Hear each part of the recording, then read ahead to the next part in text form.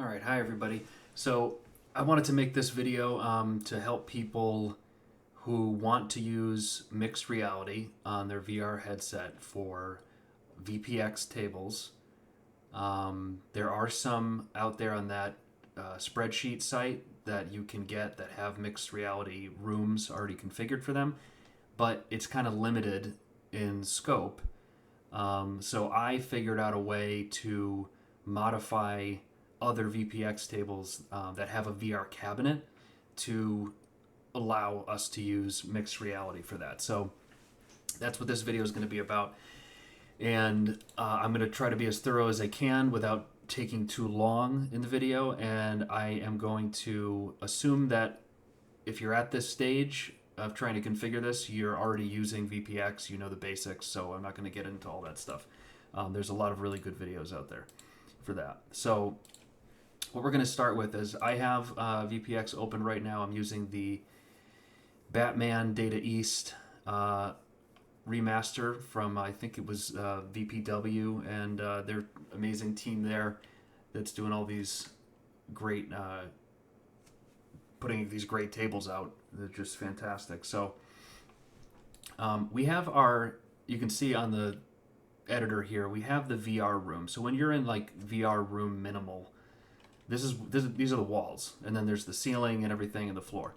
So we're going to have to delete these items in the table and add in a 360 sphere, just a simple mesh file of a sphere, give it a color mask that matches the pass-through color that you're going to use on virtual desktop. So I'm going to cover all that. I'm just telling you sort of 10,000 foot view what we're doing. So I have two tables open right now. I have Batman Data East, and then I have Batman Data East with MR at the end. So that just means I made a copy of the VPX table. I'll show you that here. This is my tables directory. And where's the oh, it's down here in this one. Okay. Visual pinball tables. Okay. So I have MR and I have the VPX regular one. This is the one I downloaded from VP Universe. Same with the direct B2S file. Of course, when you create, when you change the name of a VPX table, you need to change that for the B2S as well, which I'm sure you know. So we have our MR files here. That's just for mixed reality. I'm just keeping it separate. I'm sure there's a way to configure it in the script on a regular table, but I just like having them as two different tables. So it's my preference. So back in here, first thing you're going to want to do is, because I ran into this problem with the Game of Thrones table when I added mixed reality for that, it was locked. So I couldn't delete any assets in it. You're going to want to unlock the table if that's the case. This one is already unlocked, so that's fine. You have your layers over here, but we're not really too concerned about that at the moment. We're going to just be selecting these elements. It's part of a collection. That's why you can see everything got highlighted here. So when you delete it, it's just going to conveniently delete all of it for you, and that will remove those VR elements so we can put in our sphere. So I'm actually going to walk through this with you guys. So what I'm going to do is, I've already done this on my MR table, so I'm going to create a new one. First I'll close down VPX just because I'm going to be making a copy of this. So copy that. I'm going to call this MR2, and then I'll make a copy of this B2S file as well. Back this out and say MR2. Okay, so now this is my demonstration file. Hope that's not confusing people, but we're going to start with this. This is the one I'm going to be editing. So I'm going to open this up. It's probably going to try to open the table, actually. I'm going to have to close it. I'm Bat. Yeah, that's fine. So quit to editor. And then we've got this. Like I said before, we've got our VR room here. And before I delete this, I just want to show you guys, if you don't already know, we need to make sure that the VR room is actually enabled in the script. So I open the script here. this is the line item for VR room. So it says 0 VR room off, 1 minimal, 2 ultra minimal. So I have it set to 1, so it's going to open up in VR. So that's important. Uh, that's important outside of the MR thing. It's just if you're using VR, you're going to need to have that enabled. So we've done that now. I've highlighted this.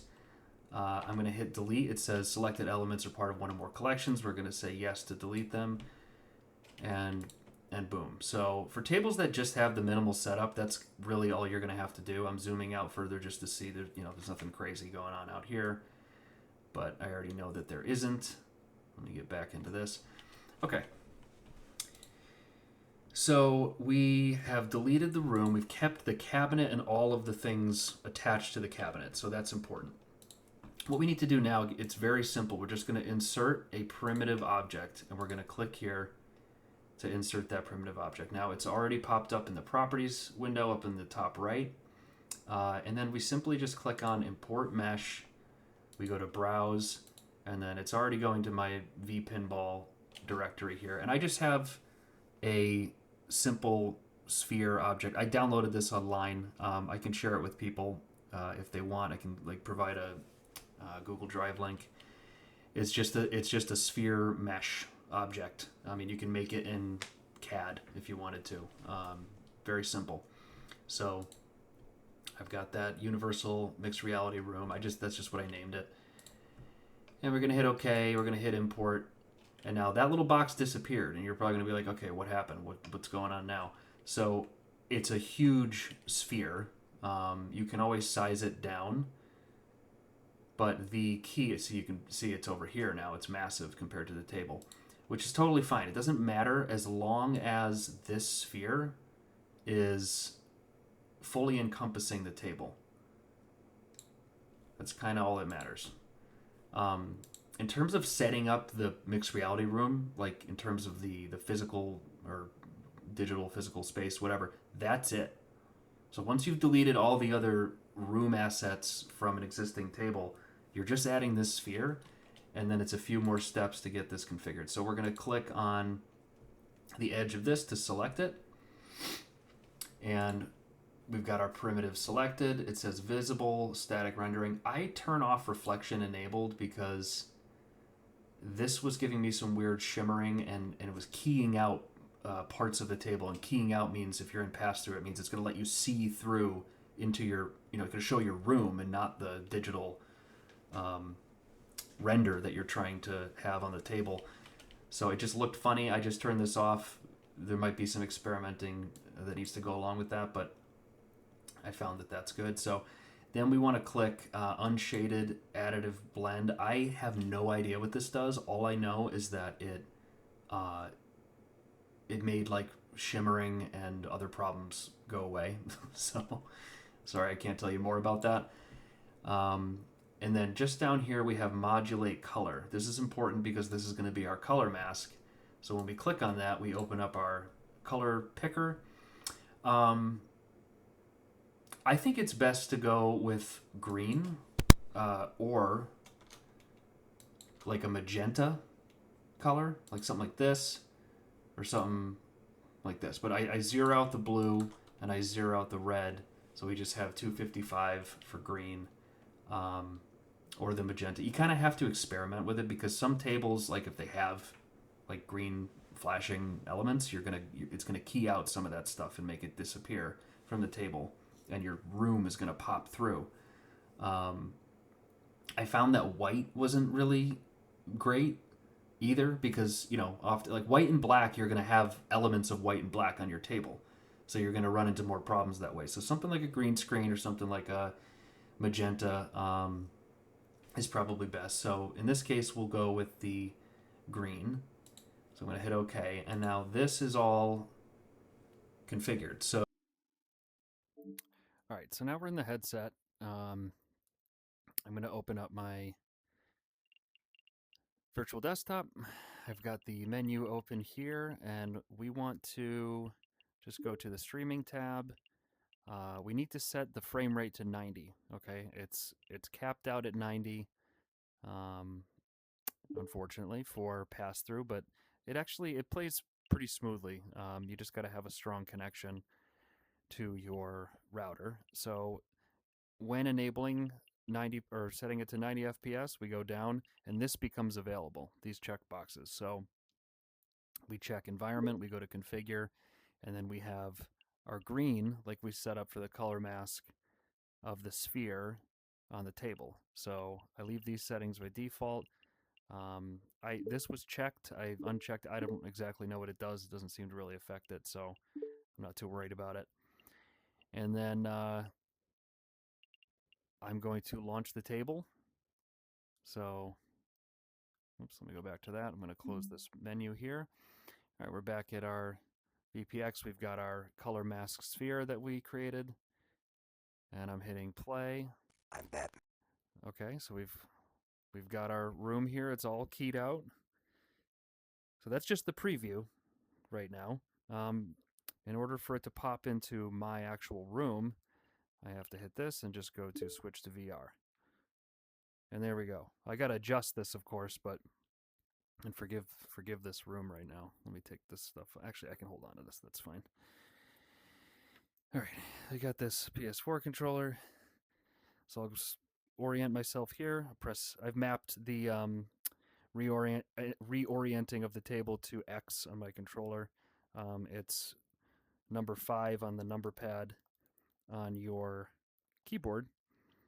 And then I've mapped the up and down to square and circle.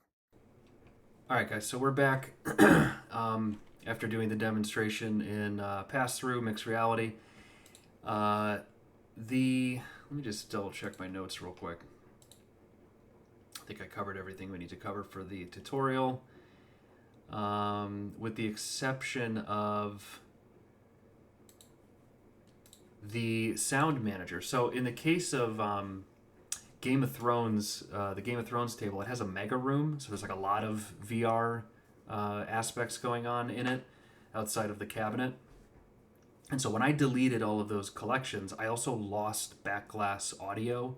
And I'm sure, like, if I dug down into the thing, I could have pinpointed which one it was and, made sure I didn't delete it. But what I just did instead is if that happens to you, if you delete a collection of assets and you lose certain sounds, you just go to table up here, you click on sound manager, and you can see what's missing by going to your original file. That's why it's important, I think, to create a copy, call it MR, add MR at the end of it, so you can go back to your original table, scan through here and go, okay, do these all match? Because basically I had to highlight a bunch, click export, and get all the backglass audio back into into my MR file from the original file, which didn't take that long. It sounds arduous, but it wasn't that bad. That's really the only issue I've run into so far. Again, I've only done this to a couple of tables, but as far as I can tell, you can do this to any table so long as you have there in the table file there is a fully rendered cabinet, because that's important. You don't just want to play on like just the play field and nothing else. All right, so this video is probably long enough already, but I just wanted to touch all these things, make sure everybody understands. So leave comments down below. Let me know if you have any questions about it. I can in the description of the video I will put a Google Drive link sharing that OBJ file for the sphere, so you can just drop that in. And that's really it. So enjoy. I hope you guys have a lot of fun with mixed reality. It's awesome. I'm enjoying it the most right now. It's fun to pop into a VR room and stuff and see what people did for the artwork, but it's really cool to drop a cabinet in your house somewhere and go at it that way. I'm going to be getting the X Arcade with the haptics kit. I did a pre-order of that, so I'm very excited about that coming in. Right now I'm just using a PS4 controller for this, and I only really found out about virtual pinball in this program and everything a week ago. I've been kind of cracked out learning the whole thing. It's been a lot, but it's been pretty cool. So thanks again, guys. Take care.